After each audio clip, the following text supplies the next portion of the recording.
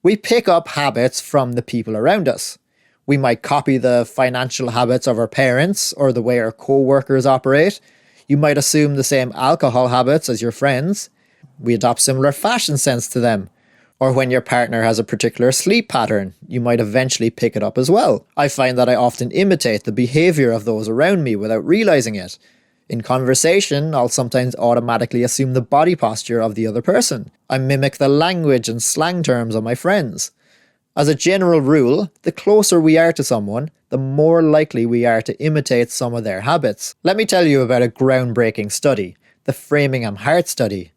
They tracked 12,000 people for 32 years, and they discovered that a person's likelihood of becoming obese increased by 57% if they had a friend who became obese. It works the other way too. Another study found that in a relationship, if one person lost weight, 33% of the time, their partner would also lose weight. Or friends and family exert an invisible peer pressure that influences us to follow their lead and pulls us in their direction. We absorb the qualities and habits of those around us. So how can you optimize your environment with regards to people? Should you remove your husband or wife from your environment? No, don't do that. One of the most effective ways to build better habits is to join a community where your desired behaviour is the norm.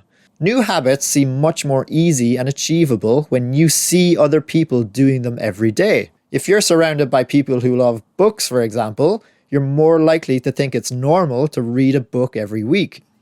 If you're surrounded by people who eat healthy, you're more likely to consider eating healthy to be a common habit.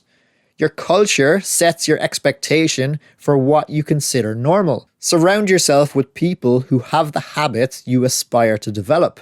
You'll elevate each other. Nothing sustains motivation better than being part of a tribe. It turns a personal journey into a collective one. When changing your habits means fitting in with the tribe, change is very attractive. It's a great idea to join a local walking group or hiking group. If you don't have one available to you, maybe you can rope your partner in with you on your walks. Twist their arm to go for a walk with you, maybe you can make it a regular thing. Or your kids or your friends.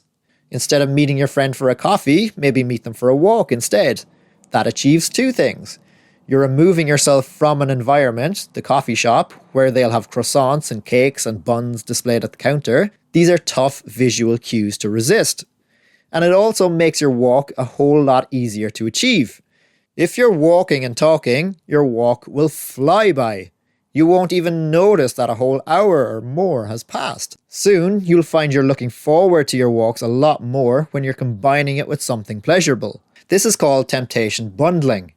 You're more likely to find a behaviour attractive if you get to do one of your favourite things, like catching up with a friend, at the same time. I love listening to podcasts, so I make sure that I save them for my walks.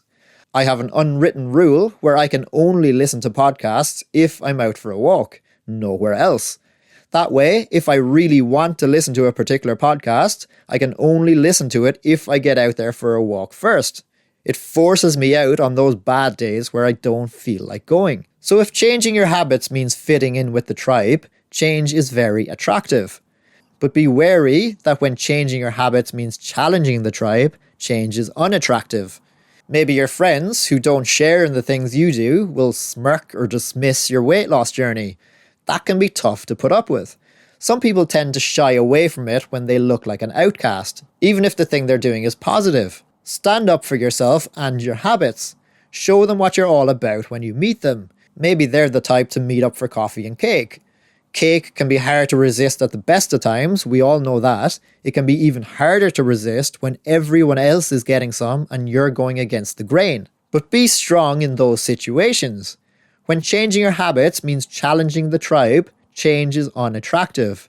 It's natural, but be aware of it and don't let that get the better of you. Be resistant to your group if they all want cake. Be proud to say no. 400 calories, 0 grams of protein. Too many calories, not enough protein. No thanks. Let them snigger. Remind them of it when you've lost 20 pounds.